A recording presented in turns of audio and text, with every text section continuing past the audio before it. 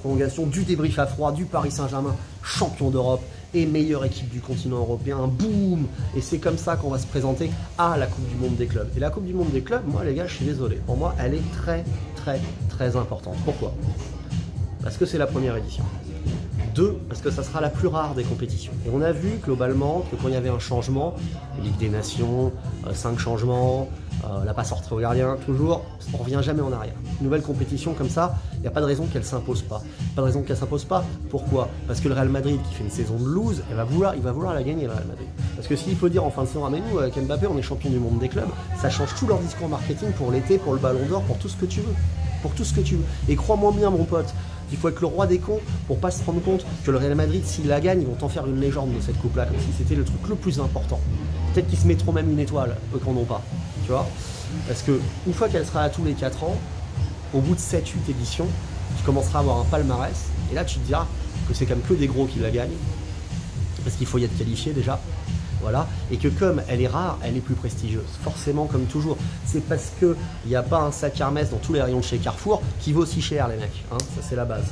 Donc, il faut absolument la gagner. Et là, qu'on est chaud patate, j'ai envie de te dire, profitons-en. Alors, bien sûr, c'est pas écrit, mais parce que nous, on est forcément un peu fatigué, un peu émoussé avec ce qu'on a vécu. Mais on peut aussi être dans l'énergie du vainqueur, on a des certitudes dans le jeu, et il n'y a pas de raison de ne pas vouloir avoir peur, d'avoir peur. Et moi, mon rêve, c'est de taper le Real de Kylian en finale de Coupe du Monde des clubs, et là, les mecs, c'est l'année la plus belle de toute notre vie. Moi, j'arrête les débriefs, je me repose, et le football, c'est plus que du kiff que je regarde comme ça, sans plus jamais de stress, quoi, parce que tu auras tout gagné, Voilà. Alors, Super Coupe d'Europe, ça m'intéresse aussi, et le Mondial des clubs en premier. Imagine le prestige. Et là, il faut la mettre, l'étoile. Parce que là, j'entends le discours, oui, l'étoile, on n'est pas un petit club, bon, ça c'est de la propagande. Bon, c'est vrai que c'est plus humiliant sans doute pour Marseille de leur dire, mais non, mais même pas ton étoile, que de les imiter. J'entends le point.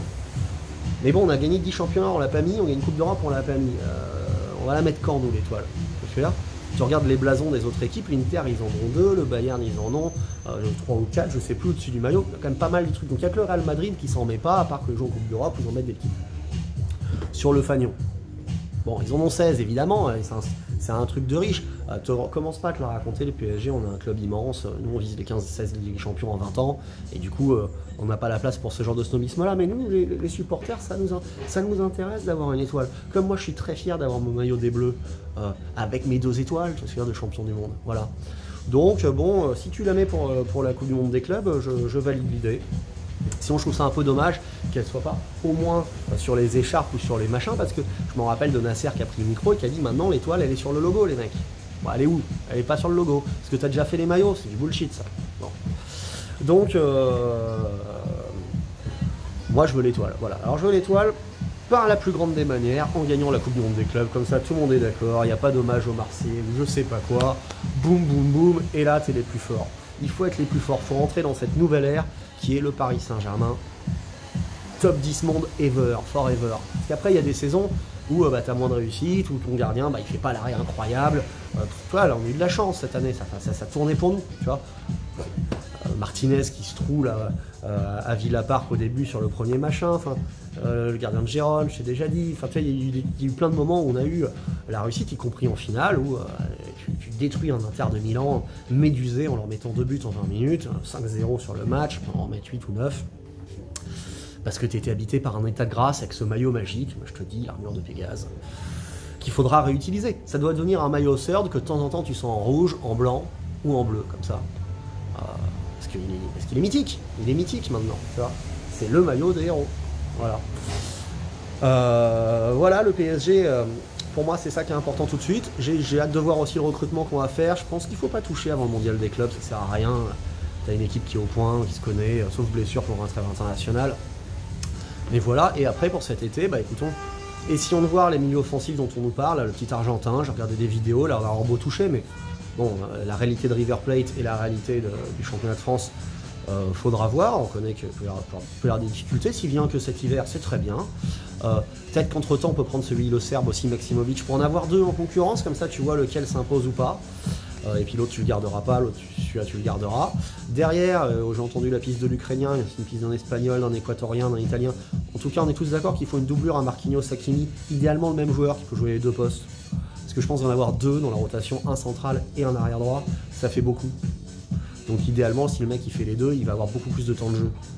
Tu vois, c'est dommage que Beraldo soit pas imposé arrière gauche comme une solution crédible parce que tu vois, en vue de la fin de Lucas Hernandez, ça aurait été bien. Du coup, Beraldo, il peut partir. En tout cas, entre Kimpembe qui doit partir, Lucas Hernandez et Beraldo, il y en a peut-être un des deux qui est pas nécessaire. Lucas, c'est un grand joueur, mais il est un peu sur la fin, il revient de blessure. Beraldo n'a pas montré énormément, les deux peuvent rester cette année.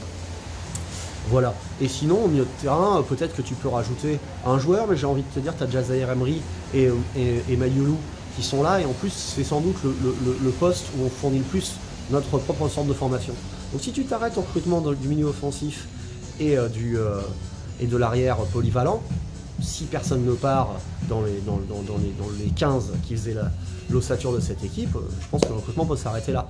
Après Asensio, Colomboigny, tout ça, Skriniar, Renato Sanchez, Soler, tout ça, ça doit partir. S'il y a des offres intéressantes pour des joueurs, si le Real Madrid, ils arrivent demain, qu'ils disent nous on veut Vitinha à 150 millions, tu vends.